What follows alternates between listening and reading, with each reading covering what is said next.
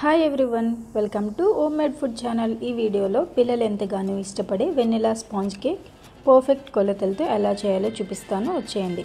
ముందుగా 3 ఎగ్స్ తీసుకొని ఇలా బ్రేక్ చేసుకొని ఒక బౌల్లో వేసుకోవాలండి. నెక్స్ట్ మీ దగ్గర హ్యాండ్ బ్లెండర్ ఉంటే హ్యాండ్ బ్లెండర్తో, లేదంటే విస్కర్ ఉంటే విస్కర్తో ఇలా కలుపుతూ ఉంటే నురగగా ఫామ్ అవుతుంది.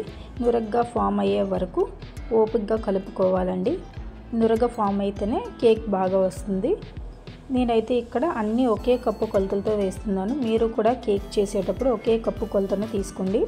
ఒక కప్పు ముందుగా మిక్సీ పట్టుకున్న పౌడర్ షుగర్ని కొంచెం కొంచెం వేస్తూ కలుపుకోవాలండి. అంతా ఒకేసారి వేయకుండా కొంచెం కొంచెం యాడ్ చేస్తూ కలుపుకోవాలి. యాడ్ చేసిన షుగర్ కలిసిన తర్వాత అదే కప్పుతో 1 కప్ మైదా తీసుకొని కొంచెం కొంచెం యాడ్ చేసి మిక్స్ చేసుకోవాలండి. ఒక కప్పు మైదాకి 1 కప్పు షుగర్ అయితే పర్ఫెక్ట్గా సరిపోతుంది. ఒకవేళ షుగర్ తక్కువ తినే వాళ్ళు అయితే కాస్త తగ్గించి షుగర్ వేసుకోండి.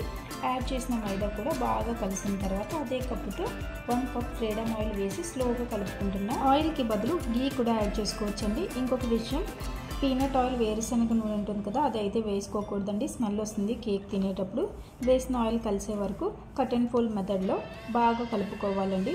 ఆయిల్ బాగా కలిసిన తర్వాత కేక్ బ్యాటర్ థిక్గా 3 to 4 స్పూన్స్ కాచి చల్లార్చిన పాలు వేసి కలుపుకోవచ్చండి. అలానే ఇది కొత్త ఛానల్ అండి. ఈ వీడియో సబ్స్క్రైబ్ చేసుకోకుండా ఎవరైనా చూస్తున్నట్టయితే దయచేసి సబ్స్క్రైబ్ చేసుకోండి. అలానే ఈ వీడియోకి లైక్ చేయడం మర్చిపోవద్దండి. ఒకవేళ థిక్గా ఉంటే పాలు వేసి కలుపుకున్న తర్వాత 1 టేబుల్ స్పూన్ బేకింగ్ సోడా వేసి కలుపుకోవాలండి.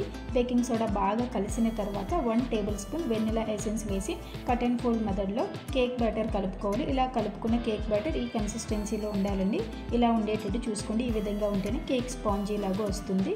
నెక్స్ట్ మీరు ఏ మౌల్డ్లో అయితే కేక్ చేద్దాం అనుకుంటున్నారో ఆ మౌల్డ్కి కాస్త గీ అప్లై చేసి 1 స్పూన్ మైదాతో ఇలా డస్టింగ్ చేసుకోవాలండి. బటర్ పేపర్ లేకపోయినా పర్వాలేదు. ఒకవేళ బటర్ పేపర్ ఉంటే బటర్ పేపర్ వేసుకోండి. నెక్స్ట్ డస్టింగ్ చేసుకుని ఈ మౌల్డ్లో కేక్ బ్యాటర్ వేసుకొని ఒక 3 టైమ్స్ ఇలా ట్యాప్ చేసుకోవాలండి. ఇలా ట్యాప్ చేయడం వల్ల ఎయిర్ బబుల్స్ ఏమైనా లోపల ఫామ్ అయి ఉంటే అవి పైకి వచ్చేస్తాయి. మీరు చేసే కేక్ పర్ఫెక్ట్గా రావాలంటే ఈ వీడియోని లాస్ట్ వరకు స్కిప్ చేయకుండా చూడండి. బాగా అర్థమవుతుందండి. అప్పుడే మీరు కేక్ పర్ఫెక్ట్గా చేయగలరు. ఇప్పుడు కేక్ బ్యాటర్ వేసుకున్న మౌల్డ్ని పక్క నుంచి స్టవ్ వెలిగించి మందపాటి కడాయి ఇలాంటిది పెట్టుకొని ఒక 5 నిమిషాల పాటు ప్రీ హీట్ చేసుకున్న తర్వాత కడాయిలో ఏదైనా మూతలాగే ఇలాంటి స్టాండ్ పెట్టి దీనిపై కేక్ మౌల్డ్ పెట్టి కడాయిపై మూత పెట్టుకోవాలండి. ఈ మొత్తం ప్రాసెస్ని మీడియం ఫ్లేమ్లోనే 45 మినిట్స్ పాటు ఉడికించి ఆ తర్వాత మూత తీసి కేక్ బేక్ అయిందో లేదో ఇలా నైఫ్తోనైనా లేదంటే టూత్పిక్తోనైనా గుచ్చి చూస్తే నైఫ్కి ఏమీ అంటుకోకుండా, తడి అంటుకోకుండా వస్తే కేక్ బేక్ అయిపోయినట్టేనండి. ఆ తర్వాత తీసి బాగా చల్లారిన తర్వాత అంచులు ఇలా నైఫ్తో లూజ్ చేసుకుని కేక్ని డీమౌల్డ్ చేసుకోవడమేనండి. వంట రాని వాళ్ళు కూడా సింపుల్గా చేసి వచ్చి ఈ వెనిలా స్పాంజ్ కేక్ని తప్పకుండా ట్రై చేయండి. అలానే పిల్లలకు బేకరీస్లో తీసుకొచ్చి పెడుతుంటారు కదండి. ఇలాంటి స్పాంజ్ కేక్స్ బేకరీస్లో తెచ్చే కంటే హోమ్ మేడ్గా ఇంట్లోనే చేసుకుంటేనే బెటర్ కదా.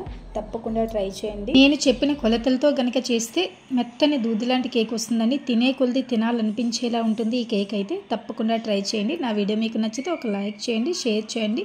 మరెన్నో మంచి రెసిపీస్ కోసం ఛానల్ సబ్స్క్రైబ్ చేసుకోవడం మర్చిపోవద్దు. అలానే మరొక మంచి వీడియోతో మరలా కలుసుకుందాం.